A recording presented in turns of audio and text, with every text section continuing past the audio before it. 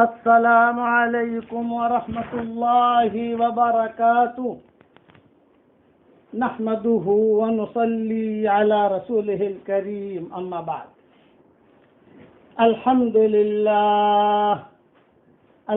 لله نحمده ونستعينه ونستغفره ونؤمن به ونتوكل عليه ونعوذ بالله من شرور أنفسنا ومن سيئات أعمالنا ونعوذ بالله من شرور أنفسنا ومن سيئات أعمالنا ونعوذ بالله من شرور أنفسنا ومن سيئات أعمالنا من يهده الله فلا مضل له ومن يضلله فلا هادي له ونشهد أن لا إله إلا الله وحده لا شريك له ونشهد أن سيدنا ومولانا محمدا عبده ورسوله صلى الله عليه وعلى آله وأصحابه وبارك وسلم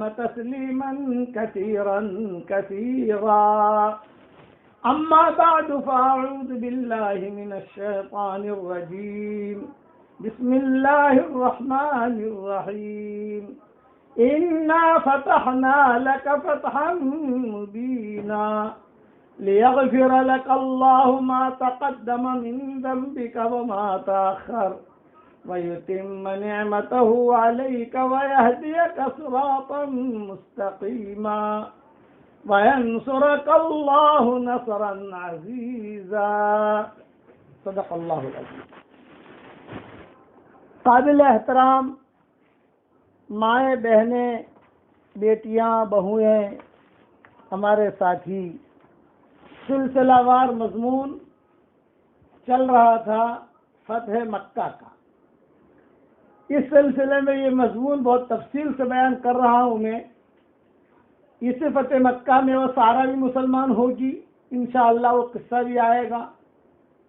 اس فتح مکہ میں ہندا جو ہے ابو سفیان کی بیوی، جس نے ابو سفیان کے مونچھے پکڑ کر گرایا تھا، اوپر بیٹھ گئی تھی اور کہتی تھی اس کالے نامرد کو قتل کرو، یہ بھی مسلمان ہوگی انشاءاللہ۔ اسی فتح مکہ میں اکرمہ ابن ابی جہل بھی مسلمان ہوں گے انشاءاللہ۔ اسی فتح مکہ میں صفوان ابن امیہ بھی مسلمان ہوں گے، اور اسی فتح مکہ میں عبداللہ ابن ابی سرح جو مرتد ہو گئے تھے، کاتب وحی تھے، حضرت عثمان کے رشتہ دار تھے، وہ بھی مسلمان ہوں گے انشاءاللہ۔ اسی فتح مکہ میں مکہ والے جو اپنے گھروں کو چھوڑ کر مدینہ چلے گئے تھے، جب ہجرت کر کے مکہ والے چلے گئے مدینہ منورہ، تو ان کے گھر، ان کی زمینیں، ان کی جو بھی مکہ میں باغات تو تھے نہیں لیکن مکانات تو تھے ان لوگوں کے، ان لوگوں پر جو ہے بے ایمانوں نے قبضہ کر لیا تھا۔ اب ان مکانوں کا کیا کرنا، یہ مسئلہ بھی چھڑا، لوگوں نے ہی چھیڑا۔ حضور صلی اللہ علیہ وسلم سے پوچھا کہ بھی اب ہمارے مکانات ہیں، یہ لوگ، ان لوگوں نے قبضہ کر لیا ہے، تو ہم کیا کریں اس کا۔ یہ سارے مضمون انشاءاللہ اپنے اپنے وقت پر آئیں گے انشاءاللہ۔ اب مسئلہ یہ ہوا کہ حضور اکرم صلی اللہ علیہ وسلم نے جب بیت اللہ کے اندر سے فارغ ہو کر آ گئے، حضور صلی اللہ علیہ وسلم نے نماز پڑھی، بیت اللہ کو دھلوایا، اور حضرت بلال اور حضرت اسامہ سے کہا کہ تم دونوں زمزم کا پانی لاؤ اور بیت اللہ کو دھو۔ اس زمانے میں گلاب وغیرہ کا پانی تو ہوتا نہیں تھا، یا ہوتا ہو لیکن زمانے میں اتنی وسعت نہیں تھی۔ زمزم سے دھویا اور حضور صلی اللہ علیہ وسلم نے چاروں کونوں پر تکبیر کہی، اور پھر حضور صلی اللہ علیہ وسلم نے اندر نماز پڑھی، اور سارے کے سارے مکہ والے جو ہیں وہ باہر کھڑے تھے، دور دور سے دیکھ رہے تھے کہ کیا ہوگا۔ انہیں دیکھنے والوں میں عورتیں بھی تھیں، انہیں دیکھنے والوں میں مرد بھی تھے، لیکن یہ اکرمہ ابن ابی جہل، صفوان ابن امیہ جیسے بڑے بڑے لوگ تھے، یہ تو بھاگ گئے تھے، لیکن اکرمہ ابن ابی جہل کی جو بیوی تھی ام حکیم بنت حارث ابن ہشام، اس کا نام تھا، اس کے اکرمہ ابن جہل کی بیوی کا، وہ بھی سامنے کھڑی تھی۔ اور سارا بھی سامنے کھڑی تھی، وہی بڈھی ہو گئی تھی، وہ بھی جو ہے سامنے کھڑی کہ حضور صلی اللہ علیہ وسلم کو دیکھ رہے تھے کہ کیا ہوگا. تو حضور اکرم صلی اللہ علیہ وسلم نے اب کیا کیا یہ سنو. باہر آ کر حضور صلی اللہ علیہ وسلم نے بیت اللہ یعنی ملتزم جہاں ہے آج کل، وہاں اگر آپ نے اعلان کیا کہ قریشو میرے بارے میں تمہارا کیا خیال ہے، میں تمہارے ساتھ کیا کروں گا یہ بتاؤ. تو سارے کے سب لوگوں نے کہا کہ سب لوگوں نے یہ جملہ کہا کہ حضرت آپ کے ہمارا خیال یہ ہے کہ آپ ہمیں معاف کر دیں گے، اس لیے کہ آپ جو ہے کریم ابن کریم یعنی یوسف علیہ السلام کے اولاد میں سے وغیرہ وغیرہ. تو حضور صلی اللہ علیہ وسلم نے اعلان کیا لا تثریب علیکم اليوم انتم الطلقاء، کہ آج تم پر کوئی پکڑ نہیں ہوگی، تم سب آزاد ہو، کسی قسم کے کوئی فکر مت کرو. اور پھر یہ فرمایا کہ دیکھو عرب میں جو حسب نسب پر فخر کرنے کا دستور چلا آ رہا تھا، عرب میں ایک بات مشہور تھی کہ حسب نسب میں یعنی وہ کرتے تھے، فخر کرتے تھے ہم فلاں خاندان کے جیسے ہمارے یہاں ہوتا ہے ہم پٹھان ہیں، ہم شیخ ہیں، ہم سید ہیں، یہ ہوتا ہے نا لوگ حسب نسب کو کرتے ہیں. تو آپ نے فرمایا بھائی سارے حسب نسب ٹھیک اپنی جگہ، لیکن اللہ کے یہاں جو چیز قبولیت کی ہے وہ تقوی کی ہے کہ ہم اللہ کے یہاں یہ نہیں دیکھا جاتا کہ بھائی یہ سید ہے جو اس کی جنت میں داخل کر دو، نماز بھلے نہ پڑھتا ہو، داڑھی بھلے نہ رکھتا ہو، سب سید ہے. ارے بھائی سید ہے کس نے دیکھا تھا تو سید ہے یہ تو بتا. نام والے سید تو بہت ہوتے ہیں. میں بھی لکھتی میرے آگے کے سامنے سید محمد یونس پالم پوری، میرے بیٹے بھی لکھتے سید محمد اولاد عمر پالم پوری. کس نے دیکھا تھا وہاں سے آتے آتے نسلیں. تو آپ نے اس وقت اعلان کر دیا کہ کوئی کسی پر کوئی فخر نہیں ہے، ہاں الا بالتقویٰ. جس کی زندگی میں تقویٰ ہوگا وہ آدمی اللہ کے بھی قریب ہوگا، میرے بھی قریب ہوگا. یہ اعلان آپ صلی اللہ علیہ وسلم نے وہاں خطبے میں عام طور سے کیا، بلکہ آپ نے اس خطبے میں اس کا خاتمہ کر دیا اور اسلامی مساوات کا جھنڈا نصب کر دیا اور یہ بتلا دیا کہ شرف اور بزرگی کا معیار صرف تقویٰ اور پرہیزگاری ہے. حضرت محمد صلی اللہ علیہ وسلم رحمت العالمین بنا کر عالم کے لیے مبعوث ہوئے تھے. آپ کا مقصود ہدایت تھا، دشمنوں سے انتقام لینا یہ بادشاہوں کا کام ہے. یہ فرمایا میرا مقصد ہدایت ہے، میں انتقام لینے والا نہیں ہوں. بادشاہ جو ہوتا ہے وہ انتقام لیتا ہے، لیکن آپ نے انتقام لینے کا نہیں. میں چاہتا ہوں تم لوگ مسلمان ہو جاؤ. اب جب بیٹھ گئے خطبے سے فارغ ہو کر آپ صلی اللہ علیہ وسلم مسجد میں بیٹھ گئے اور بیت اللہ کی کنجی چابی آپ کے ہاتھ میں تھی اور آپ اپنے ہاتھ سے بیت اللہ کی چابی اوپر نیچے کر رہے تھے اور سارے کے سارے کھڑے کھڑے دیکھ رہے تھے. صفوان بن امیہ کی بیوی بھی دیکھ رہی تھی، اکرمہ بن ابی جہل کی بیوی بھی دیکھ رہی تھی، سارا بھی دیکھ رہی تھی، دوسرے جتنے تھے ابو سفیان بھی کھڑے کھڑے دیکھ رہے تھے، ہندا بھی کھڑی کھڑی دیکھ رہی تھی. مسلمان تو ہی نہیں تھی ابھی، مسلمان تو بعد میں بنے گی ہندا. یہ سارے کے سارے دیکھ رہے تھے. کسی کو آگے بڑھ کر کوئی چیز پوچھنے کی ہمت نہیں تھی کہ اگر کوئی پوچھے کوئی کرے. آپ صلی اللہ علیہ وسلم جہاں آج کل حجر اسود ہے اور ملتزم ہے وہیں پر حضور صلی اللہ علیہ وسلم نیچے بیٹھ گئے. عثمان ابن ابی طلحہ جو ہے سامنے تھے. چابی تو حضور صلی اللہ علیہ وسلم نے لے لی ان سے اور اپنے ہاتھ سے چابی یوں کھیل رہے تھے. حضور ایک ہاتھ میں چابی پھر یوں کر رہے تھے. اتنے میں دیکھا کہ حضرت عباس اور حضرت علی یہ دونوں آپس میں کچھ مشورہ کرنے لگے تھوڑے سے دور جا کر. حضرت عباس اور حضرت علی تو صحابہ دیکھ رہے تھے کہ یہ دونوں آپس میں کچھ باتیں کر رہے ہیں. تو حضرت عباس کہہ رہے تھے کہ تم کہو. حضرت علی کہہ رہے تھے بھی تم کہو. کوئی بات کر رہی ہیں لیکن کرتے ہوئے جھجک محسوس کر رہے ہیں. کیوں کہ بھی سب کے سامنے کیسے کہیں. چنانچہ حضرت علی نے ہمت کی اور ہمت کر کے یہ کہا کہ حضرت بلکہ کھڑے ہو کر روایت میں آتا ہے کہ حضرت علی مجمع میں کھڑے ہو گئے اور کھڑے ہو کر عرض کیا کہ یا رسول اللہ بیت اللہ کی چابی ہم کو عطا فرما دیجیے تاکہ ہمارے خاندان میں چابی رہے.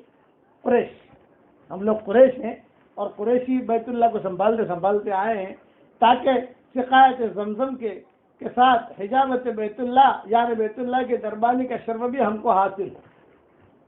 یہ حضرت علی نے کہا کہ بیت اللہ کی چابی ہمیں دے دیجیے، یہاں حاجیوں کو پانی بھی ہم لوگ پلائیں گے اور بیت اللہ کی حفاظت بھی ہم لوگ کریں گے. سعید بن مسیب بھی کہتے تھے کہ حضرت عباس نے بھی اس کی بہت کوشش کی. کہ دونوں روایتیں ملتی ہیں، دونوں نے الگ الگ اعتبار سے حضور صلی اللہ علیہ وسلم سے کہا.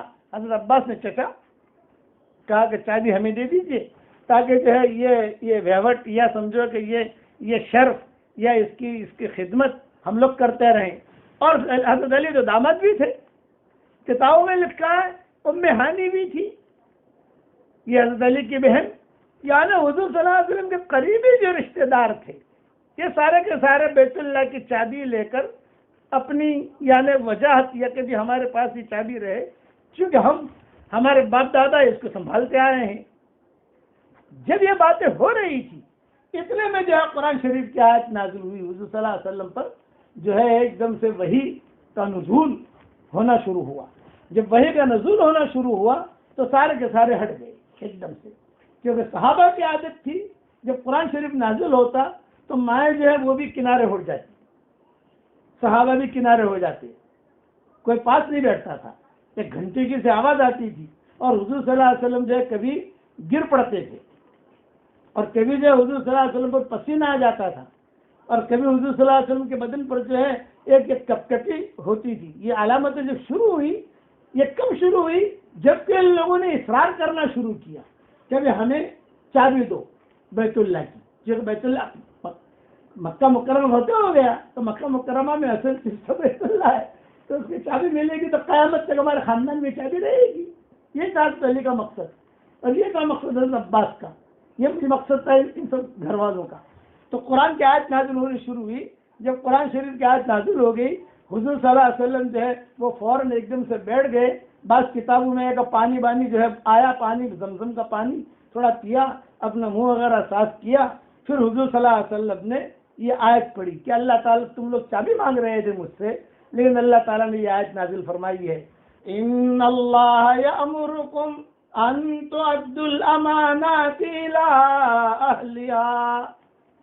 تحقیق اللہ تم کو حکم دیتا ہے کہ امانتیں پہنچا دو امانت والوں کو. یہ آیت نازل ہوئی. جب یہ آیت نازل ہوئی تو فوراً حضور صلی اللہ علیہ وسلم نے عثمان ابن طلحہ کو بلا کر اور چابی مرحمت فرمائی اور یہ فرمایا یہ چابی ہمیشہ کے لیے لے لو، یعنی ہمیشہ تمہارے خاندان میں یہ چابی رہے گی. میں نے خود نے نہیں دی بلکہ اللہ نے تم کو دلائی ہے. یہ حضور صلی اللہ علیہ وسلم نے عثمان بن طلحہ سے کہا میں نے نہیں دی تم کو یہ چابی بلکہ اللہ نے حکم دیا ہے کہ میں تمہیں دوں. یہ جملہ کہا کہ یہ خاندان یہ چابی لے. اچھا سب کے سامنے یہ چابی دی حضور صلی اللہ علیہ وسلم نے. حضرت عباس بیٹھے ہوئے تھے، حضرت ابوبکر تھے، حضرت عمر تھے، پورا جتنا 10,000 کا مجمع تھا وہ سارے کے سارے بیٹھے ہوئے تھے. سب کے سامنے چابی. پہلے تو حضور کھیلتے رہے چابی سے، جیسے کوئی چیز آتی ہے تو آدمی ایک ہاتھ سے دوسرے ہاتھ میں یہ کرتا رہتا ہے.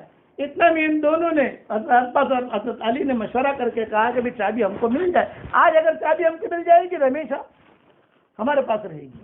حضور صلی اللہ علیہ وسلم نے کہا مجھ پر یہ آیت نازل ہوئی ہے ان اللہ یامرکم ان تؤدوا الامانات الی اہلہا. اللہ تم کو حکم دیتا ہے کہ امانتیں پہنچا دو امانت والوں کو. چنانچہ آپ نے حضرت عثمان بن طلحہ کو بلا کر چابی مرحمت فرمائی اور یہ فرمایا کہ بیت اللہ کی چابی ہمیشہ کے لیے لے لو، یعنی ہمیشہ تمہارے ہی خاندان میں رہے گی. میں نے خود یہ چابی نہیں دی تم کو بلکہ اللہ نے تم کو دلائی ہے. سوائے ظالم اور غاصب کے کوئی تم سے نہ چھین سکے گا. یہ روایت ابن حجر نے فتح الباری میں نقل کی ہے جلد 8 صفحہ 15 پر، اور زرقانی نے بھی شرح مواہب میں نقل کی ہے جلد 2 صفحہ 337 سے 340 تک یہ حدیث موجود ہے کہ حضور صلی اللہ علیہ وسلم نے یہ چابی ان کو دے دی. چونکہ عثمان ابن ابی طلحہ ان کو یہ مقام جو ملا ہے اس کا بھی قصہ ہے کہ اتنا بڑا مقام کیسے ملا، حالانکہ پورا خاندان موجود ہے. عثمان ابن طلحہ حضور صلی اللہ علیہ وسلم کے قریبی خاندان میں مکہ کے ہیں، لیکن انہوں نے ام سلمہ کی خدمت کی تھی. وہ قصہ سن لو، یہ مقام عثمان ابن طلحہ کو کیسے ملا. کیا ام سلمہ جو ہے یہ مدینہ جانے کے لیے بیٹھی ہوئی تھی، پریشان تھی، تنعیم میں بیٹھی ہوئی تھی. تو عثمان ابن طلحہ نے دیکھا کوئی جوان عورت، خوبصورت عورت بیٹھی ہے. یہ بیچاری کتابوں میں لکھا ہے کہ جب یہ چابی عثمان ابن طلحہ کو ملی تو ام سلمہ بہت روئی. اس لیے ام سلمہ ساتھی تھی اور ام سلمہ ہمیشہ دعا کرتی تھی عثمان ابن طلحہ کے لیے کہ اللہ اس کو تو ہدایت دینا. تو عثمان ابن طلحہ کا میں قصہ سنا دیتا ہوں تمہیں کہ اللہ نے مقام ان کو کیوں دیا، کیا وجہ بنی. یہ ام سلمہ بیٹھی ہوئی تھی، مدینہ جانا تھا، بچہ گود میں تھا، شوہر جو ہے مدینہ میں تھا. تو یہ عثمان بن طلحہ نے دیکھا تو کوئی جوان لڑکی بیٹھی ہے، کوئی جوان عورت بیٹھی ہے. ارے آپا کیوں بیٹھی ہو تم؟ تو حضرت ام سلمہ نے کہا بھائی مجھے مدینہ جانا ہے. مدینہ؟ اور تم اکیلی جوان ہو، خوبصورت ہو، بچہ ہے تمہارے ساتھ، کیسے سفر کرو گے مدینہ کا اتنا لمبا سفر؟ تو کہا بس میں چاہ رہی ہوں کہ قافلہ یہاں سے گزرے تو میں اس قافلے کے ساتھ اپنے بچے کو لے کر روانہ ہو جاؤں. عثمان بن طلحہ نے جملہ کہا، مہلن یا اختی، مہلن یا اختی، مہلن یا اختی، بہن تم یہی بیٹھی رہو. یہ بکریاں چرا رہے تھے عثمان بن طلحہ.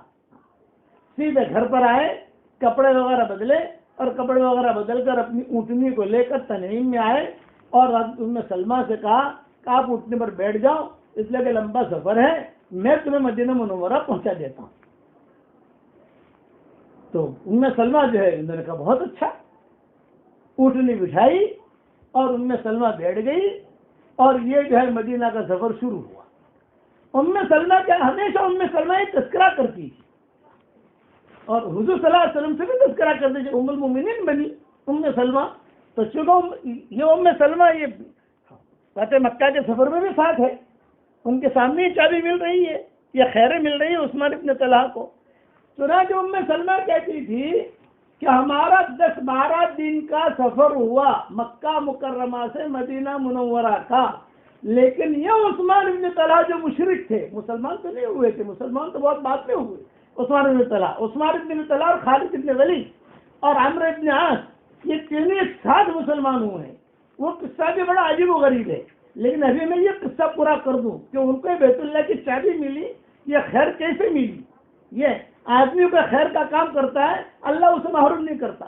وما تفعلوا من خیر فإن اللہ بہ علیم. جو بھی خیر کا کام کرو گے اللہ جانتا ہے. چپکے سے آپ نے سبحان اللہ پڑھ لیا، اللہ جانتا ہے. سبحان اللہ و بحمدہ پڑھ لیا، اللہ جانتا ہے. تو چپکے سے نہیں کیا کرو. یہ ان کی چپکے سے نہیں کی تھی عثمان بن طلحہ کی. تو ام سلمہ کہتی تھی کہ 10-12 دن کا سفر ہوا، اس اللہ کے بندے نے مجھے کبھی بھی نظر اٹھا کر دیکھا نہیں ہے. ایک بات. دوسرا کہ چلتے چلتے جب مجھے حاجت ہوتی یا میرے بچوں کا کوئی مسئلہ ہوتا تو میں جو ہے اپنے ہاتھ پر، میرے پاس 2 لکڑیاں تھیں، وہ لکڑیاں بجاتی میں تو عثمان ابن ابی طلحہ جو ہے وہ اونٹنی کو بٹھا دیتے، میں اونٹنی سے اتر جاتی اور یہ اونٹنی کو دور لے جاتے، دور جہاں میری نگاہ نہ پڑتی، دور. میں اپنے حاجت سے فارغ ہو جاتی، بچہ وغیرہ جو اسے بھی دودھ پلا دیتی، جو بھی اس کی ضرورت ہے پوری کر لیتی. میں بیٹھ جاتی انتظار میں. تو عثمان ابن طلحہ جو ہے یہ اونٹنے لے کر آتے، لیکن میری طرف چہرہ کر کے نہیں آتے تھے، میری طرف پیٹ کر کے آتے.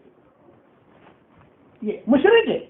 عثمان ابن طلحہ بھی مسلمان نہیں ہوئے، مشرک ہے، لیکن یہ شرک ہے کہ ان کے اخلاق تھے. میرے والد صاحب رحمۃ اللہ علیہ فرماتے تھے کہ بعض مرتبہ بعض بے ایمان کی نیکیاں اسے ہوتی ہیں، مسلمان تو نہیں ہے وہ، لیکن وہ اللہ کو پسند آتی ہے، تو اللہ تعالیٰ اس کی اس نیکی کی وجہ سے اسے ہدایت دے دیتا ہے جیسے اللہ نے عثمان بن طلحہ کو ہدایت کی، پیچھے آتے اور پیچھے آ کر جو اٹھنے کو بٹھا دیتے اور بٹھانے کے بعد میں بیٹھ جاتی، پھر اٹھنی کھڑی ہوتی، پھر میں جو ہے اشارہ کر کے اشارہ کرتی تو وہ فوراً سمجھ جاتے کہ بیٹھ گئی ہے، اٹھنے کو لے کے چل دیتے۔ یہ تو 12-13 دن کا ہمارا سفر ہوا، نظر اٹھا کر دیکھا نہیں ہے، ایک جملہ پوچھا نہیں ہے کہ چلو ابھی جو ہے بات کرنے کا موقع ہے، تھوڑی بات کریں، نہیں، کہ 12-13 دن کا سفر ہوا۔ صرف جب قبا دیکھا ہے، ام سلمہ کہتی تھی جب ہم قبا پہنچے ہیں تو قبا پہنچتے ہی ایک جملہ کہا، لو آپا آپ کی منزل آ گئی، بس اتنا جملہ کہا ہے، جو آپ کی منزل ہے وہ آ گئی۔ چنانچہ قبا پہنچ کر وہاں لوگوں سے پوچھا کہ ابو سلمہ کہاں ہے، ابو سلمہ کہاں ہے، کہاں ہے، کہاں ہے، کہاں ہے؟ روایت تمہیں یہ ہے، ابو سلمہ کا مکان لوگوں نے بتایا یہ ہے، یہ ہے، یہ۔ ابو سلمہ کے وہاں جا کر دروازہ کھٹکھٹایا، جب دروازہ کھٹکھٹایا ابو سلمہ نے دروازہ کھولا، جو دروازہ کھولا تو بیوی، بچہ، تو ابو سلمہ خوشی کے مارے روتی، ارے ارے ارے ارے میری بیوی آ گئی صحیح سلامت، میرا بچہ آ گیا صحیح سلامت، او ہو سامان اتارا، یہ کیا رکھا، اور یہاں سے عثمان بن ابی طلحہ جو ہے وہ آپس مکہ کے لیے روانہ ہو گئے۔ تو ابو سلمہ کہتے رہے، مہلن مہلن، یا اللہ کے بندے، یا اللہ کے بندے، ٹھہر، ذرا کھجورے لیتا جا، کھجورے کھا، پانی پی۔ تو عثمان بن طلحہ نے کہا، میں نے یہ کام جو کیا ہے اللہ کے لیے کیا ہے، میں آپ کی کھجورے نہیں کھاؤں گا، میں آپ کا پانی نہیں پیوں گا، یا کنواں رستے میں ہے وہیں جا کر میں پانی پی لوں گا، مدینہ تو کھجوروں کا بادشاہ ہے، وہاں تو کھجورے ہیں، جہاں چلے جاؤ، اس لیے میں وہاں سے کھجورے لے لوں گا، لیکن میں یہ اب جو ہے ام سلمہ ام المومنین بنی۔ جب ام المومنین بنی تو لوگ دھڑا دھڑ مسلمان ہونے کے لیے آتے تھے مکہ مکرمہ سے، تو چپ کے دعا کرتی تھی، اے اللہ عثمان بن طلحہ کو تو اسلام دے، عثمان بن طلحہ کو تو اسلام دے، اے اللہ اسے اسلام دے، اے اللہ اسے اسلام دے، یہ اسلام سے محروم ہے۔ حضور صلی اللہ علیہ وسلم سے ان کے اخلاق کا تذکرہ کرتی تھی کہ میرے ساتھ انہوں نے یہ اخلاق برتے ہیں۔ اتنے میں خالد بن ولید اور عثمان بن طلحہ یہ انہوں نے آپس میں مشورہ کیا کہ ابھی اب تو حضور صلی اللہ علیہ وسلم کا غلبہ ہو رہا ہے، سب جگہ جو ہے یعنی غالب آ رہے ہیں، اب ان دونوں چل کر مسلمان بن جاتے ہیں۔ تو عثمان بن طلحہ نے کہا کہ ہاں چلو ہم دونوں جاتے ہیں، لیکن تو کسی کو بتانا مت، میں بھی نہیں بتاؤں گا، ہم دونوں چلتے ہیں مدینہ، اس لیے کہ مکہ مکرمہ سے نکلنا اور مدینہ جانا بہت بڑا جرم ہوتا تھا اس وقت میں، حالانکہ تھے یہ دونوں جری، لیکن جرم تھا۔ جرم یہ کہ لوگ ماریں گے، کریں گے، گھر والوں کا بائیکاٹ کریں گے، تو یہ دونوں چپکے سے روانہ ہو گئے، عثمان بن طلحہ اور خالد بن ولید۔ اچھا روانہ جو ہوئے، راستے میں جو ہے خیمہ دیکھا تو دونوں گھبرائے، کہا بھائی پکڑا گئے، چھپ کے تو نکلے تھے وہاں سے، لیکن یہ تو بھائی کا خیمہ ہے۔ ان کے عثمان بن طلحہ، خالد بن ولید یہ چھوٹے لوگ، اور وہ خیمہ جو تھا وہ عمرو بن عاص کا تھا، وہ بڑا آدمی، ان کا خچر تھا باہر، ان کا غلام تھا باہر، وہ بھی آ رہے تھے حبشہ سے، وہ بھی مدینہ جا رہے تھے، عمرو بن عاص، اور یہ دونوں مدینہ جا رہے تھے۔ تو میرے والد صاحب رحمۃ اللہ علیہ بہت مزاحیہ طریقے سے بیان کرتے تھے، مجھے اب تک یاد ہے۔ تو یہ دونوں گھبرائے، یوں کہا بھائی یہ تو عمرو بن عاص کا خیمہ ہے، یہ غلام بھی ان کا ہے، یہ BMW بھی ان کی کھڑی ہے، یہ خچر بھی انہی کا ہے، تو کیا کریں؟ ان دونوں نے آپس میں مشورہ کیا، بھائی اچھی بات یہ ہے کہ تو ادھر بھاگ جا، میں ادھر بھاگ جاؤں، آگے جا کر اپن آگے نکل جائیں گے، لیکن اسے اگر پتا چلا کہ ہم مدینہ جا رہے ہیں تو یہ تو ہمیں یہ قتل کر دے گا، اس میں بڑا آدمی ہے۔ تو خالد بن ولید ذرا جری تھے، انہوں نے کہا نہیں کیا ڈرنے کا، ہم جاتے ہیں۔ اب وہ باتیں کر رہے تھے، اتنے میں عمرو بن عاص باہر نکل آئے، ارے چھوکروں کہاں جا رہے ہو؟ یہ میرے والد صاحب کے جملے نقل کر رہا ہوں، ہمارے نزدیک تو صحابہ ہیں لیکن ان کے نزدیک تو چھوکرے تھے، تو ابا کہتے تھے مرکز نظام الدین میں، ارے چھوکروں لونڈو کہاں جا رہے ہو؟ यूपी में लौंडा कहते हैं, अरे लौंडो कहाँ जा रहे? तो इन दोनों ने कहा चचा आप कहाँ जा रहे हो? अमर इब्न आस से, मुझे मत पूछो मैं कहाँ जा रहा हूँ, तुम बताओ तुम कहाँ जा रहे हो। नहीं चचा आप कहाँ जा रहे हो? मैं कहता हूँ मुझे मत पूछो, तलवार मेरे हाथ में, दोनों के गर्दन उड़ा दूंगा, तुम कहाँ जा रहे हो बताओ। तो खालिद इब्न वलीद जरी थे, उन्हें जुर्रत से कहा चचा आपको अच्छा लगे या बुरा लगे हम तो मदीना जा रहे। तो अमर इब्न आस ने कहा मैं भी मदीना जा रहा हूँ। अब 3 की जोड़ी बन गई, फज़ना हो मिसाली, 3 की जोड़ी बन गई और ये तीनों के तीनों मदीना मुनव्वरा पहुंचे। जब मदीना मुनव्वरा पहुंचे तो वलीद इब्न वलीद जो भाई थे खालिद इब्न वलीद के, जिनके खत की वजह से खालिद इब्न वलीद मुसलमान हुए थे, उनको पता चला कि मेरा भाई खालिद आया है। भाई कौन कौन है? तो मदीना में बात फैलती थी, मक्का से कौन आ रहा है, मक्का से कौन आ रहा है। मक्का से आना बड़ी चीज थी उस वक्त में, कौन आ रहा। तो बात चली क्या खालिद इब्न वलीद भी है, उस्मान इब्न तलहा भी है, अमर इब्न आस भी है। तो उम्मे सलमा ने जो उस्मान तलहा का नाम सुना तो बहुत रोई, या अल्लाह मजनून का ख्वाब पूरा हुआ। देखा था मजनून इतने सालों से मैं दुआ कर रही थी, हो सकता है कि अल्लाह उसको मुसलमान हिदायत मिल रही हो उसको, इसलिए आ रहा हूँ, लड़ाई करने के लिए ना आ रहा हूँ। ये भी है ना कि मदीना मुनव्वरा लड़ाई करने के लिए आ गए, फितना कराने के लिए आ गए, लेकिन 3 आदमी पे क्या लड़ाई करेंगे मदीना मुनव्वरा आकर? भाई जैसा हो 100 आदमियों का, 1000 आदमियों का, तो जरा डर लगता है। जैसे मलिक गस्सान, एक बादशाह था मलिक गस्सान, ये हमेशा हमला करने की मदीना मुनव्वरा पर जो 500 600 का काफिला लेकर मदीना के पहाड़ियों के करीब आता था, लेकिन वो सहाबा उसे वहीं से वापस कर देते थे। ये 3 आदमी है। अब मदीना में बात फैल गई, अरे जी सुना कुछ सुना खालिद आया, खालिद आ रहा है, बल्कि पहुंच गया है। और कौन है? उस्मान बिन तलहा। अच्छा, और कौन है? अमर इब्न, अच्छा अमर इब्न आस भी है। अरे वाह, साहबा में खुशियां, अरे वाह। तो वलीद इब्न वलीद या खालिद इब्न वलीद के भाई थे, ये इन्होंने फौरन दौड़े हुए आए हुजूर सल्लल्लाहु अलैहि वसल्लम के पास आने से पहले, जैसे क़ुबा पहुंच गए वलीद इब्न वलीद। मैं कहा भाई देख, हुजूर सल्लल्लाहु अलैहि वसल्लम को मदीना वालों को इत्तला हो गई है कि तू आ रहा है, तो देख मैं तुझे नबी का अदब सिखाने आया हूँ। नबी का अदब ये है कि ठाठ के साथ बात मत करना और तलवार बरवार लेकर वहां मत जाना, तलवार वगैरह सब पीछे छोड़ देना और अदब के साथ बैठना हुजूर सल्लल्लाहु अलैहि वसल्लम के सामने। 2 सहाबी हैं जिन्होंने एक आने वाले काफिलों को समझाया, एक मुग़ीरा इब्न शुअबा ने ताइफ वालों को समझाया था, और एक वलीद इब्न वलीद ने खालिद इब्न वलीद, उस्मान इब्न तलहा, अमर इब्न आस, इनको समझाया था कि देखो नबी के दरबार में जा रहे हो, मतलब दादागिरी के साथ मत आना। हम समझते हैं तुम दादा हो, भाई हो, हम समझते हैं एक दादा हो, तुमने सारे अरब को परेशान कर रखा है, लेकिन यहाँ वो चीज नहीं चलेगी। तुम आए हो, नरमी के साथ आओ, बैठो, बात करो, ये करो।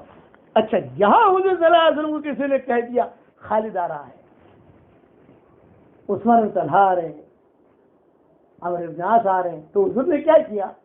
अरे खालिद आ रहा है। खालिद कौन है? ओहद में जितने लोग शहीद हुए थे जरिया खालिद इब्न वलीद बने थे। ओहद में जितनी औरतें बेवाई हुई थी जरिया खालिद इब्न वलीद बने थे। ओहद में जितने बच्चे यतीम हुए थे जरिया खालिद इब्न वलीद बने थे। इतना खतरनाक आदमी था, जंगजू आदमी थे, इसलिए फतेह मक्का ने हुजूर सल्लल्लाहु अलैहि वसल्लम पहले उनको दाखिल किया। हालांकि बड़े बड़े लोग थे, हुजूर ने कहा नहीं ये खालिद जाएगा, ये समझ लो कि खालिद इब्न वलीद ने दाखिल होकर फतेह किया। फिर पीछे से सारा काफिला जो है जाता गया। अल्लाह ने जुर्रत दी थी उनको। चुनावी रिवायत में यह है कि जब हुजूर सल्लल्लाहु अलैहि वसल्लम को पता चला किताबों में लिखा है, तो हुजूर सल्लल्लाहु अलैहि वसल्लम ने फौरन कहा भी चादर बदलो, बे जरा खुशबू लगाओ, बे जरा पानी लाओ, बे जरा जो है खजूरें लाओ, इकराम। अब उम्मे सलमा उस्मान इब्न तलहा का नाम सुनकर एकदम से खुशी हुई, रोई, सजदे में गिर गई।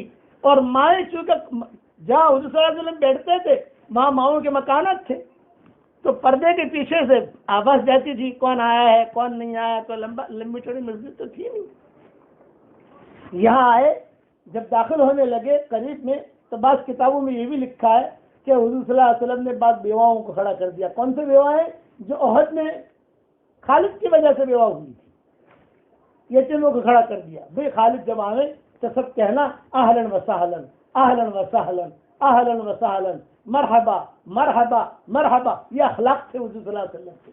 یہ نہیں کہ اب آیا ہے تو اسے مارو، اتنے لوگوں کو تو اس نے قتل کیا، اب کیسے چھوڑیں گے اس کو، یہ نہیں۔ چنانچہ وہاں گئے، وہاں پہنچنے کے بعد جب تینوں کے تینوں سامنے بیٹھے، سارے لوگ دیکھ رہے تھے۔ اقباب مکہ ان کا نام تھا، مکہ کے جگر گوشے۔ تو آپ نے جملہ فرمایا، آج مکہ نے ہمیں اس کے کلیجے ہمارے حوالے کر دیے۔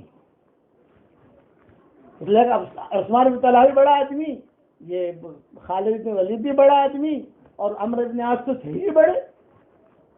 یہ کہا کہ آج مکہ نے اپنے کلیجے ہمارے حوالے کر دیے۔ جب سامنے خالد بن ولید بیٹھے تو حضور نے پوچھا بھی کیوں آئے ہو؟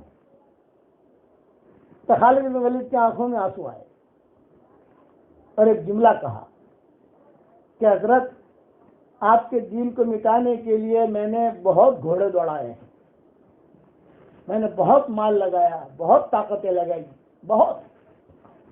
میں نے حدیبیہ کے موقع کے اوپر یہ اس طریقے سے، یہاں یہ احد کے موقع کے اوپر، فلاں موقع کے اوپر، فلاں موقع کے اوپر بہت گھوڑے دوڑائے ہیں، میں نے بڑی اسکیمیں، بڑے پلان میں نے کیے ہیں۔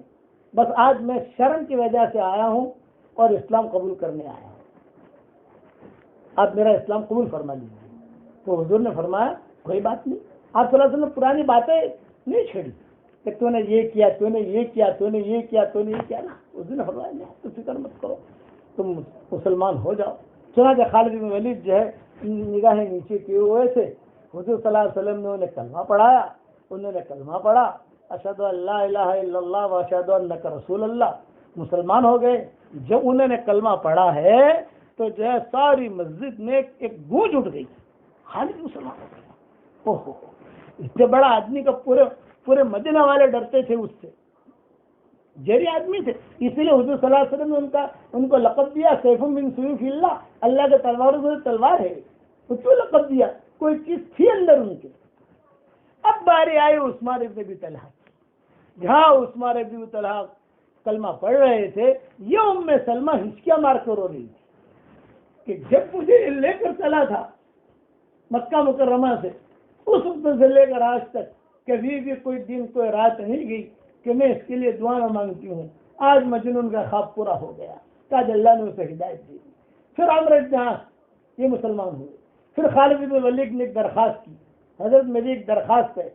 آپ نے فرمایا بتاؤ؟ یہ فرمایا میرے لیے آپ دعا کریں کہ میں نے جو ہے بہت پریشان کیا آپ کو۔ تو حضور صلی اللہ علیہ وسلم نے فرمایا الاسلام یہدی ما کان قبلہ، جو بھی تم نے مجھے پریشان کیا سارے گناہ معاف ہو گئے۔ تو فرمایا میرے لیے دعا کرے۔ تو آپ صلی اللہ علیہ وسلم نے دعا کی، عام دعا کی۔ تو خالد بن ولید نے جملہ کہا میرا نام لے کے دعا کرے۔ تو حضور نے ہاتھ اٹھائے اور کہا اللہم اغفر لخالد بن ولید، اللہم اغفر لخالد بن ولید۔ جہاں حضور صلی اللہ علیہ وسلم نے دعا کر رہے تھے، خالد بن ولید ایک دم سے اٹھے اور اٹھ کر حضور کے پیچھے جاتے بیٹھ گئے، آگے نہیں بیٹھے، روتے ہوئے پیچھے بیٹھ گئے۔ اور پیچھے بیٹھ کر صحابہ نے کہا کیوں؟ یہ فرمایا زندگی بھر میں حضور کے چہرے کو نہیں دیکھوں گا، میں شرم آتی ہے کہ میں نے اتنا سارا کیا۔ عثمان ابن ابی طلحہ بھی کھڑے ہو، عثمان ابن ابی طلحہ لڑائی میں تو نہیں تھے، ارے زیادہ خالد بن ولید نے جیسا پریشان کیا ویسا نہیں تھے، لیکن ان کی جو خدمت تھی تو علماء نے لکھا ہے کہ ام سلمہ کی خدمت کی وجہ سے شرک کی حالت میں خدمت کی تھی انہوں نے، تو اللہ تعالیٰ نے انہیں مقام دیا۔ کیا مقام دیا؟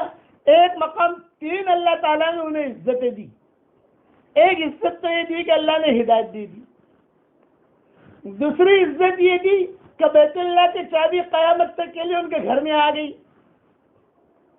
آج کی حکومت جو ہے شہری خاندان کہتے ہیں اس کو، شہری، ہمارا وہاں پروگرام بھی ہوتا ہے، بیانات بھی کراتے ہیں اپنے خاندان میں لے جا کر، تو وہ شعیبی خاندان کی حکومت پرورش کرتی ہے، یعنی سارے پیسے دینا، یہ دینا، یہ دینا، شادیاں کراتی ہے. ایک دور ایسا آیا بچے پیدا ہونے بند ہو گئے، تو اس وقت کی حکومت نے شادیاں کرائی تاکہ بچے پیدا ہو، تاکہ قیامت تک یہ چابی ان کے خاندان میں چلے. اب بھی اگر جو چابی کی جب بادشاہ کو ضرورت پڑتی ہے تو شعیبی خاندان کے پاس جا کر کہتے ہیں بھی تم آؤ چابی لے کر بیت اللہ کا دروازہ کھولو، اس لیے کہ تم سے جو لینے والا ہوگا وہ ظالم اور غاصب ہوگا، یہ حضور نے کہا ہے. تو عثمان بن ابی طلحہ کو 3 عزتیں ملی. ایک عزت یہ ملی کہ اللہ نے ایمان دے دیا، مسلمان تو ہو گئے پہلے. دوسری عزت یہ ملی کہ بیت اللہ کی چابی خود اللہ نے دلوائی. کیا آسمان سے آیت نازل ہو گئی؟ حضور نے فرمایا میں نہیں دے رہا ہوں چابی تجھ کو، اللہ نے آرڈر کیا ہے، دے دو، یہ لو تمہاری چابی، دے دو. یہ دوسری عزت. اور تیسری عزت یہ ملی کہ قیامت تک ان کے نسل میں کوئی بے ایمان پیدا نہیں ہوگا، کوئی مشرک پیدا نہیں ہوگا، کہ مکہ نہیں رہیں گے. مکہ حرم شریف جو ہے قیامت تک جو ہے وہ مسلمانوں کے ہاتھ میں رہے گا، کوئی بے ایمان پیدا نہیں ہوگا. جب بیت اللہ کی چابی عثمان ابن ابی طلحہ کو حضور نے دی ہے تو حضرت ام سلمہ چونکہ ساتھ تھی، ان کو قرآن دین یاد آ گئے. ان کہا کہ اس کے اخلاق اور اس کے دل کی صفائی نے آج اللہ نے اسے اس منزل تک پہنچایا کہ اللہ تعالیٰ نے چابی دلوا دی کہ لو بیت اللہ کے چابی لو. پھر یہ چابی مل گئی. چونکہ اب ظہر کی نماز کا وقت آیا تو حضور صلی اللہ علیہ وسلم نے حضرت بلال، یہ تو صبح تو بیت اللہ یعنی سمجھ لیں یہ 20 رمضان کو یہ ہو رہا ہے، 20 رمضان کو مکہ مکرمہ فتح ہوا ہے. رمضان اور جمعہ کا دن تھا. حضور صلی اللہ علیہ وسلم نے جمعہ کی نماز کیوں نہیں پڑھائی؟ یہ بھی تو مسئلہ ہے نا. جمعہ کا دن تھا تو جمعہ پڑھاتے.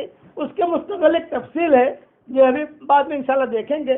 ظہر کی نماز کا وقت آیا تو آپ نے بلال کو حکم دیا، بلال دور سے بلال کہ بلال. حضرت بلال آئے، یہ فرمایا بام کعبہ پر چڑھ کر اذان دو.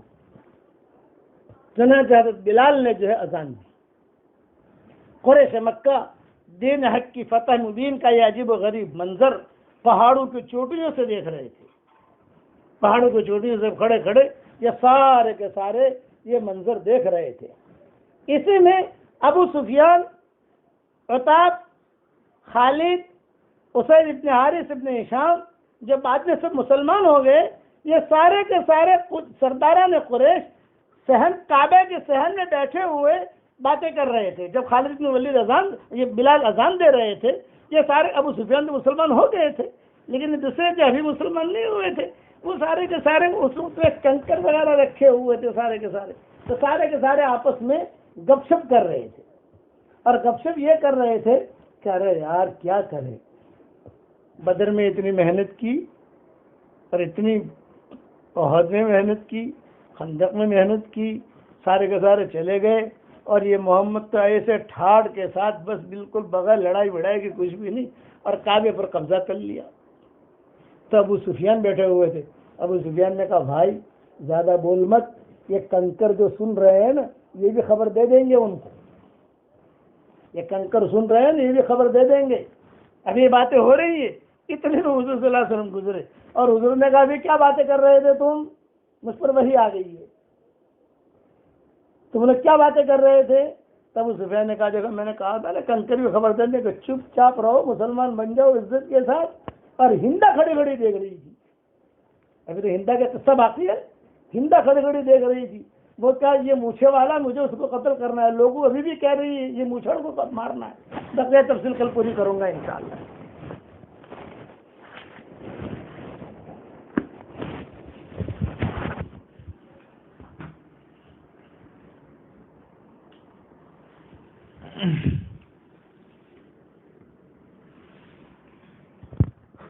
بسم اللہ الرحمن الرحیم. آج آپ لوگوں کے سامنے کچھ متفرق اہم مسائل بیان کر دوں. ایک مسئلہ تو یہ ہے کہ ایک انسان مقروض ہے، اس کے ذمے کافی لوگوں کا قرضہ ہے اور وہ لوگوں کا قرضہ تو ادا نہیں کرتا اور عمرہ کرنے کے لیے جا رہا ہے یا حج کرنے کے لیے جا رہا ہے. تو اس سلسلے میں لوگ مسئلہ پوچھتے ہیں کہ اس کا کیا حکم ہے. تو یہ بات اچھی طریقے سے سمجھ لیجئے کہ اگر ایک شخص مقروض ہے، ویسے عمرہ کرنا یہ ایک بہت بڑی عبادت ہے، حضور اکرم صلی اللہ علیہ وسلم کی سنت بھی ہے، حضور اکرم صلی اللہ علیہ وسلم نے عمرہ بھی کیا ہے اور عمرے کی ترغیب بھی دی ہے، لیکن عمرہ کرنا واجب اور فرض نہیں ہے۔ اس کے مقابلے میں قرض کی ادائیگی یہ انسان کے اوپر فرض ہے اور یہ بندے کا ایک حق ہے۔ لہذا اگر کسی انسان کے اوپر قرض ہے اور قرض کی ادائیگی کا وقت آ چکا ہے، جیسے ایک ڈیٹ ہوتی ہے کہ بھئی فلاں مہینے میں فلاں تاریخ کو آپ کو ہمارا قرضہ واپس لوٹانا ہے، وہ ڈیٹ آ چکی ہے، یا ابھی وقت تو نہیں آیا ہے قرض کی ادائیگی کا، لیکن انسان کو یہ ہے کہ اگر میں عمرے کے لیے چلا جاؤں گا، سارا پیسہ اس کے اندر لگ جائے گا تو میں قرضے کی ادائیگی وقت پر نہیں کر سکوں گا۔ ان دونوں صورتوں میں اس انسان کے لیے عمرے کے لیے جانا مناسب نہیں ہے، پہلے قرض کی ادائیگی کرنا ضروری ہے۔ اگر قرض کی ادائیگی کا وقت آ چکا ہے یا وقت تو نہیں آیا، لیکن اگر وہ عمرہ کرنے کے لیے چلا گیا، پیسہ وہاں پہ چلا جائے گا تو وقت پر قرض کی ادائیگی نہیں کر سکے گا۔ ان دونوں صورتوں میں اس کے لیے عمرے پر جانا مناسب نہیں ہے، پہلے قرض کی ادائیگی کرے۔ ہاں، تیسری شکل یہ ہے کہ ابھی قرض کی ادائیگی کا وقت نہیں آیا ہے اور الحمدللہ وہ اتنا باحیثیت ہے کہ عمرے کے لیے جو پیسہ خرچ ہوگا وہ بھی ادا کر سکتا ہے اور وقت پر قرض کی ادائیگی بھی وہ کر سکتا ہے، تو پھر اس کے لیے عمرے پر جانا کوئی حرج نہیں ہے۔ دوسرا مسئلہ یہ ہے کہ عام طور پر جیسے گھروں کے اندر گوشت آتا ہے، بڑے کا چھوٹے کا جو بھی گوشت آتا ہے، تو اس گوشت کے اوپر خون لگا ہوا ہوتا ہے، خون۔ تو نظافت اور پاکیزگی کا تو یہی اہتمام ہونا چاہیے کہ اس گوشت کو عورتیں دھو لیتی ہے، اچھے طریقے سے صاف کر لیتی ہے، پھر بھی اس گوشت کے اوپر خون اچھا خاصا لگا رہتا ہے۔ کتنی مرتبہ ایسا ہوتا ہے کہ گوشت بنانا شروع کیا، شوربہ وغیرہ بنانا شروع کیا، اس کے اندر خون آ گیا۔ اب عورتوں کے مسائل ہوتے ہیں کہ بھئی یہ خون پاک ہے یا ناپاک ہے، اس کی وجہ سے پورا کھانا ناپاک ہو گیا، یا جس برتن کے اندر یا جس پانی کے اندر ہم نے اس گوشت کو دھویا ہے تو وہ پانی ناپاک ہو جائے گا یا پاک رہے گا۔ تو یہ مسئلہ اچھی طریقے سے سمجھ لیجئے کہ رگوں میں جو خون ہوتا ہے، جو ذبح کے وقت میں نکلتا ہے، تو یہ بہتا ہوا خون ہے، اور یہ بہنے والا جو خون ہے دم مسفوح، یہ ناپاک ہوتا ہے۔ لیکن ذبح کے بعد گوشت کے اوپر جو خون لگا رہتا ہے، تو چونکہ یہ دم مسفوح نہیں ہے، بہتا ہوا خون نہیں ہے، اس لیے یہ ناپاک نہیں ہے بلکہ پاک ہے۔ اس لیے اس گوشت کو جس پانی سے دھویا گیا ہے یا پھر اس کی وجہ سے جو چھوٹے موٹے خون کے ذرات اگر وہ کھانے کے اندر آ گئے ہیں تو پھر یہ خون ناپاک نہیں ہے، پاک ہے۔ بہتر تو یہ ہے کہ اس کو دھو لیا جائے، لیکن اگر نہیں دھویا تو پھر یہ خون پاک سمجھا جائے گا۔ کپڑے وغیرہ کے اوپر بھی لگ گیا تو بہتر ہے دھو لینا، لیکن اس کی وجہ سے کپڑا ناپاک نہیں ہوگا۔ تیسرا مسئلہ یہ ہے کہ بہت سی جگہوں کے اوپر ایسا ہوتا ہے کہ مسجدیں ہوتی ہے، اس کے اندر کچھ تقریبات ہوتی ہے، کچھ اہتمام ہوتا ہے، جیسے نکاح وغیرہ کا اہتمام ہوتا ہے، تو بہت سے دوست یا پہچان والے یا متعلقین جس طرح مسلمان ہوتے ہیں تو کچھ غیر مسلم بھی کسی تقریب کے اندر مسجد کے اندر آ جاتے ہیں۔ تو مسئلہ یہ ہے کہ کسی غیر مسلم کا مسجد کے اندر آنا کیا شرعی اعتبار سے درست ہے یا نہیں۔ تو یہ بات دھیان میں رکھیے کہ حضور اکرم صلی اللہ علیہ وسلم کے زمانے میں بھی جو غیر مسلم مہمان ہوتے تھے ان لوگوں کے لیے خیمے مسجد نبوی میں لگتے تھے۔ اسی طریقے سے غیر مسلم قیدی ہوتے تھے تو ان کو بھی مسجد نبوی ہی کے ستون سے باندھا جاتا تھا۔ تو اس سے یہ دلیل ملتی ہے کہ غیر مسلم اگر اس کے جسم کے اوپر کوئی ایسی ناپاکی نہیں ہے جس سے مسجد کے ملوث اور ناپاک ہونے کا اندیشہ ہے، تو ایسے غیر مسلم کا مسجد میں کسی تقریب میں آنا یہ کوئی حرج نہیں ہے۔ حضور اکرم صلی اللہ علیہ وسلم کے زمانے میں بھی مسجد نبوی میں بہت سے غیر مسلم وفود کا مسجد نبوی میں آنا اور وہاں باقاعدہ کئی روز تک قیام کرنا یہ ثابت ہے۔ چوتھا مسئلہ یہ ہے کہ بالوں کی پیوند کاری کا۔ آپ نے دیکھا ہوگا کہ بہت سے لوگ ہوتے ہیں سر میں ان کے ایک طرف سے گنجاپن ہوتا ہے، بال نہیں ہوتے، یا تو فطری گنجاپن ہوتا ہے یا کسی بیماری کی وجہ سے بال جھڑ جاتے ہیں، تو اس کا ٹریٹمنٹ ہوتا ہے۔ کہ سر کے جس حصے پہ بال ہوتے ہیں وہاں سے بال نکال کے جہاں پہ بال نہیں ہوتے وہاں پہ وہ بال لگائے جاتے ہیں. اس کا ایک مخصوص طریقہ ہوتا ہے. تو یہ بالوں کی پیوند کاری ہوتی ہے. تو یہ بالوں کی پیوند کاری کا کیا حکم ہے؟ یعنی اپنے بالوں میں کوئی دوسرے بال لگانا. تو اس کی دو شکلیں ہیں. ایک شکل تو یہ ہے کہ انسان کے اپنے ہی بال ہو، سر کے ایک طرف سے نکال کے سر کے دوسرے حصے میں لگا دیا جائے، تو اس کی اجازت ہے. دوسری شکل یہ ہے کہ کسی دوسرے کے بال لگائے جائیں. اب کسی دوسرے کے بال لگائے جائے تو وہ کسی دوسرے انسان کے بال ہے، تو یہ تو حرام ہے. حدیث کے اندر اس کے اوپر لعنت آئی ہے.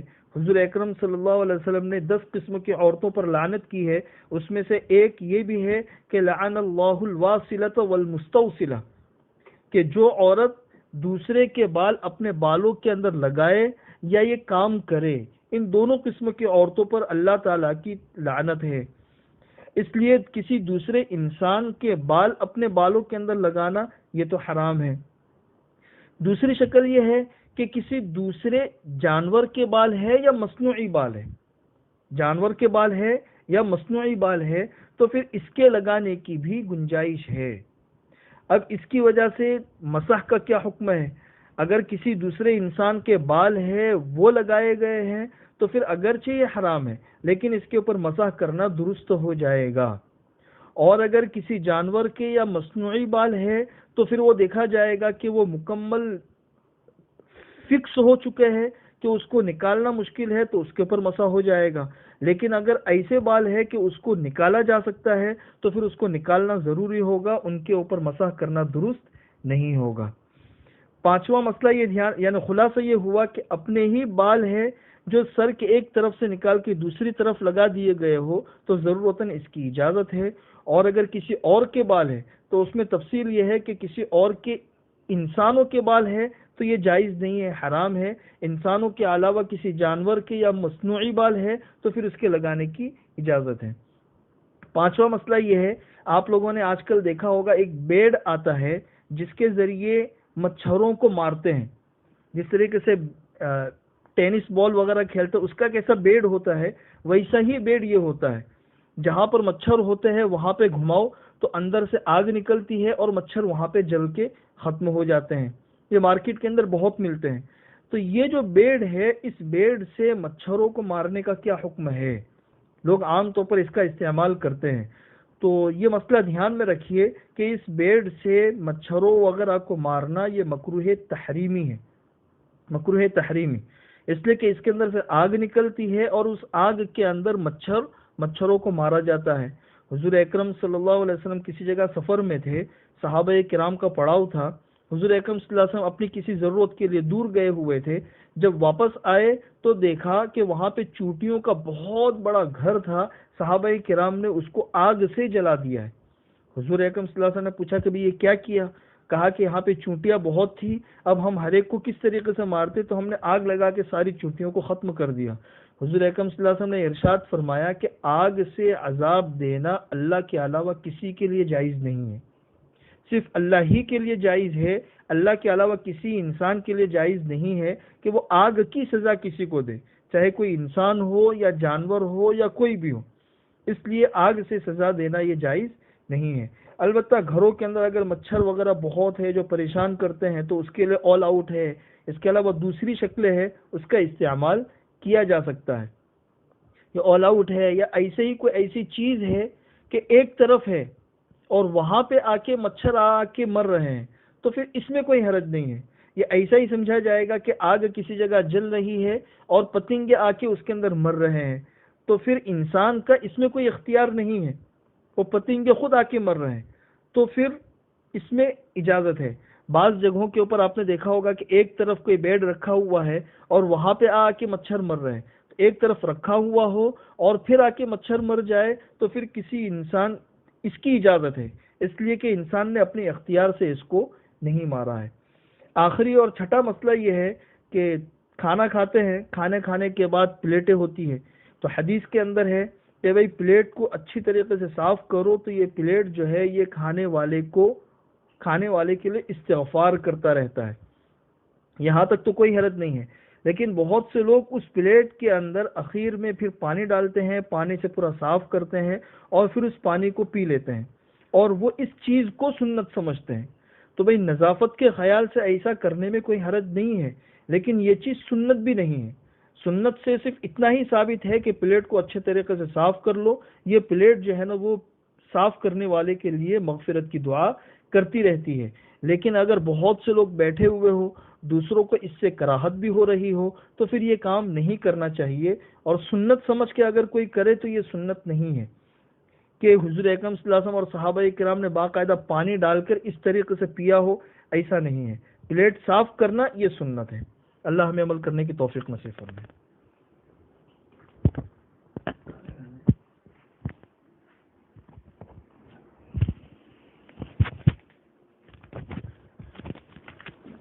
رمضان کا ایک بہت اہم وظیفہ بتا رہا ہوں۔ رمضان کا وظیفہ، غیر رمضان کا وظیفہ، دھیان سے سنو۔ جس سے اللہ محبت کرتا ہے اسے قرآن پڑھنے کی اللہ توفیق دیتا ہے، جس سے اللہ محبت نہیں کرتا اسے قرآن پڑھنے کی توفیق نہیں دیتا۔ اس لیے قرآن کو مضبوطی سے پکڑ لو، قرآن خوب پڑھو، قرآن خوب پڑھو، ادھر ادھر کے وظیفوں کے چکر میں مت پڑھو، غلط باپوں کے چکر میں مت پڑھو، قرآن پکڑ لو، قرآن پکڑ لو، قرآن خوب پڑھو، قرآن خوب پڑھو۔ اللہ تعالی ہم سب کو عمل کرنے کی توفیق عطا فرمائے۔ اللہم صلی علی محمد وعلی آل محمد کما صلیت علی ابراہیم وعلی آل ابراہیم انک حمید مجید۔ اللہم اہدنا فیمن ہدیت وعافنا فیمن عافیت وتولنا فیمن تولیت وبارک لنا فیما اعطیت وقنا واصرف عنا شر ما قضيت فإنك تقضي بالحق ولا يقضى عليك وإنه لا يذل من واليت ولا يعز من عاديت تباركت ربنا وتعاليت فلك الحمد يا الله على ما قضيت ولك الشكر يا الله على ما أنعمت به وأوليت نستغفرك ونتوب إليك نستغفرك ونتوب إليك نستغفرك ونتوب إليك نستغفرك اللهم من كل ذنب وخطيئة ونتوب إليك ونؤمن بك ونتوكل عليك أنت الغني ونحن الفقراء أنت الغني ونحن الفقراء أنت الغني ونحن الفقراء إليك أنت القوي ونحن الضعفاء إليك اللهم يا واصل المنقطعين أوصلنا إليك اللهم يا واصل المنقطعين أوصلنا إليك اللهم هب لنا منك عملا صالحا يقربنا إليك اللهم استرنا فوق الأرض وتحت الأرض ويوم العرض عليك اللهم احسن وقوفنا بين يديك اللهم لا تخزنا يوم العرض عليك اللهم تقبل صلاتنا وصيامنا وقيامنا وركوعنا وسجودنا اللهم اجعلنا من عتقائك من النار اللهم اجعلنا من عتقائك من النار اللهم ارزقنا القناعة اللهم ارزقنا القناعة اللهم حببنا في صلاة الجماعة اللهم ذكرنا بالموت كل ساعة اللهم احشرنا مع النبي المصطفى صاحب الشفاعة اللهم ارزقنا القناعة اللهم حببنا في صلاة الجماعة اللهم ذكرنا بالموت كل ساعة اللهم احشرنا مع النبي المصطفى صاحب الشفاعة اللهم ارحم جميع أمة محمد صلى الله عليه وسلم بحرمة القرآن یا رحیم یا رحمان یا ذا الجلال والاکرام۔ اے اللہ ہمارے گناہوں کو معاف فرما، اے اللہ ہمارے خطاؤں سے درگزر فرما، اے اللہ دونوں جہاں کی حاجات کا غیب سے تکفل فرما، دونوں جہاں کی ضروریات کا غیب سے تقبل فرما، ہماری دعا پر دنیا میں جہاں کہیں جب بھی آمین کہی جا رہی ہو، اے اللہ ان کی اور ہماری ساری پریشانیوں کو دور فرما، ساری حاجتوں کا تو غیب سے تکفل فرما۔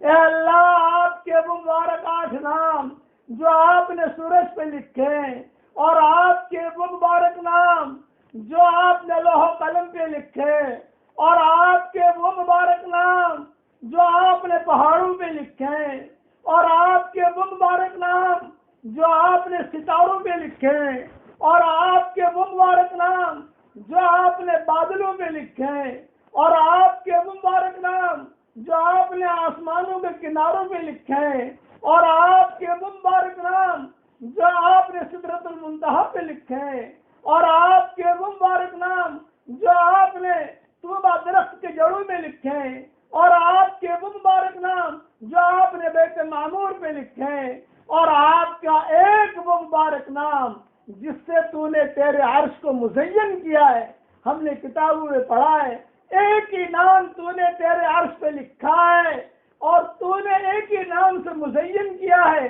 الگ الگ ڈیزائن سے وہ نام کو تو نے لکھا ہے، اور آپ کے وہ مبارک نام جو آپ نے زمزم کے جڑوں میں لکھے ہیں، اور آپ کے وہ اسماء حسنی جو آپ نے جنت الفردوس کے دیواروں پہ لکھے ہیں، اور آپ کے وہ اسماء حسنی جو آپ نے فرشتوں کے ماتھوں پہ لکھے ہیں، اور آپ کے وہ اسماء حسنی جو آپ نے حجر اسود کے جڑوں میں لکھے ہیں، اور آپ کے وہ اسماء حسنی جو آپ نے بیت اللہ کے جڑوں میں لکھے ہیں، اور آپ کے وہ اسماء حسنی جو آپ نے حتیم میں لکھے ہیں، اور آپ کے وہ اسماء حسنی جو آپ نے صفا اور مروہ کی جڑوں میں لکھے ہیں، اور آپ کے وہ اسماء حسنی جو آپ نے حضرت محمد صلی اللہ علیہ وسلم کو سکھائے ہیں، اور آپ کے وہ اسماء حسنی جو آپ نے صحف ابراہیم اور صحف موسیٰ میں نازل کیے ہیں، اور آپ کے وہ اسماء حسنی جو آپ نے قرآن میں نازل کیے ہیں، اور آپ کے وہ اسماء حسنی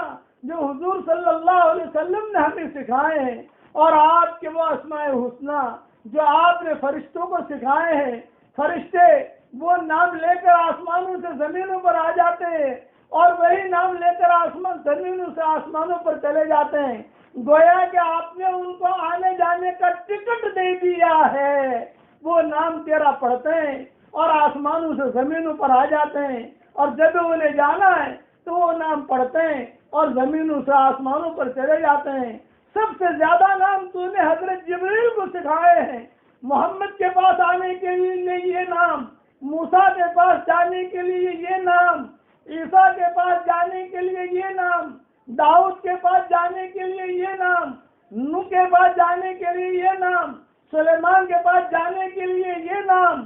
سب سے آخر میں آپ نے جبریل کو وہ نام سکھایا کہ حضرت محمد صلی اللہ علیہ وسلم کے پاس جانے کے لیے یہ ٹکٹ ہے، خصوصی ٹکٹ، فرسٹ کلاس والی ٹکٹ، اور آپ کے وہ اسماء حسنی جو آپ نے نبیوں کے دلوں پہ لکھے ہیں، اور آپ کے وہ اسماء حسنی جو آپ نے عرفات کی زمینوں پہ لکھے ہیں، اور آپ کے وہ اسماء حسنی جو آپ نے سمندروں کے کناروں پہ لکھے ہیں، جس کی وجہ سے سمندر طغیانیوں پر نہیں آتے، اور آپ کے وہ اسماء حسنی جو آپ نے پہاڑوں کے جڑوں پہ لکھے ہیں، اور آپ کے وہ اسماء حسنی جس کو اے اللہ صرف تیرے فرشتے جانتے ہیں اور آپ جانتے ہیں، اور آپ کے وہ اسماء حسنی جسے صرف آپ جانتے ہیں اور حضرت محمد صلی اللہ علیہ وسلم جانتے ہیں، اور آپ کے وہ اسماء حسنی جسے صرف آپ اکیلے جانتے ہیں اور کوئی نہیں جانتا۔ ان سارے ناموں کے طفیل سے آج ہم آپ سے دعا کرتے ہیں کہ اللہ اس امت کی اجتماعی اور انفرادی پریشانیوں کو دور فرما دے۔ اے اللہ اس امت کی اجتماعی اور انفرادی پریشانیوں کو دور فرما دے۔ اے اللہ جتنی تیری مخلوق جہاں پر بھی پریشان ہو، انسانوں کی شکل میں، جناتوں کی شکل میں، اور اے اللہ جانوروں کی شکل میں، مچھلیوں کی شکل میں تیری مخلوق پریشان ہو، اے اللہ ان سب کی پریشانیوں کو دور فرما، اور جس کی جو حاجت ہو وہ حاجت کا تو غیر سے تکفل فرما۔